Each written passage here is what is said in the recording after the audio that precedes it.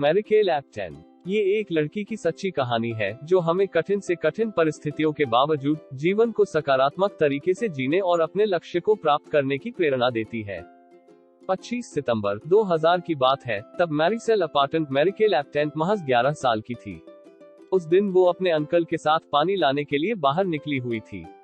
रास्ते में उन्हें 4-5 लोगों ने घेर लिया। उनके हाथों में धारदार हथियार थे। उन्होंने अंकल से जमीन पर झुक जाने के लिए कहा और उन्हें बेरहमी से मारने लगे। ये देख मैरिसेल सदमे में आ गई। वो उन लोगों को जानती थी, वे उसके पड़ोसी थे। उसे लगा कि अब उसकी जान भी नहीं बचेगी और वो उनसे बचकर भागने लगी।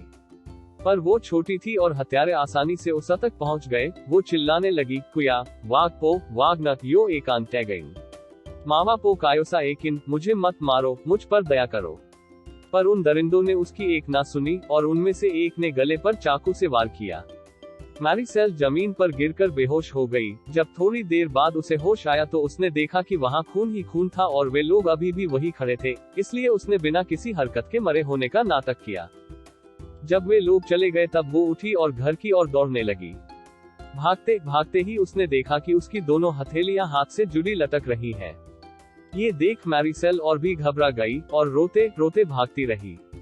जब वो अपने घर के करीब पहुंच गई तब अपनी माँ को आवाज दी। माँ बाहर आई और अपनी बेटी की ये हालत देख भयभीत हो गई। उन्होंने बेटी को तुरंत एक कंबल में लपेटा और हॉस्पिटल ले गई। परेशानियां यही नहीं खत्म हुई। जब वे वापस गए तो उनका घर लूटकर जलाया जा चुका था। गरीब होने के कारण उनके पास हॉस्पिटल का बिल भरने के पैसे भी नहीं थे, पर दूर के एक रिश्तेदार आर्चबिशप एंटोनियो लेडेस्मा की मदद से वे बिल भर पाए और अपराधियों को सजा भी दिलवा पाए। इतना कुछ हो जाने के बाद भी मैरिसेल ने कभी भगवान को नहीं कोसा कि उसके साथ ही ऐसा क्यों हुआ, बल्कि उसका कहना है कि ईश्वर में विश्वास रखते हुए मैं और भी दृढ़ निश्चयी हो गई कि मुझे एक सामान्य जीवन जीना है। मुझे लगता है कि मैं दुनिया में किसी जरूरी मिशन के लिए हूँ, इसीलिए मैं इस हमले से बच पाई हूँ।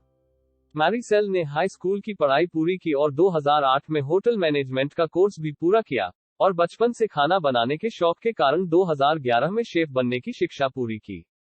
इतनी बड़ी डिसेबिलिटी के बावजूद जीवन में आगे जाने के जज्बे को आसपास के लोग नजरअंदाज नहीं कर सकते थे और जल्द ही मैरिसेल को मीडिया हाईलाइट करने लगा। ऐसे ही एक कार्यक्रम को देखकर होटल एडिसा शांग्री-ला, मनीला, फिलीपींस ने उसे अपने यहाँ किसी प्रोजेक्ट पर काम करने का मौका दिया।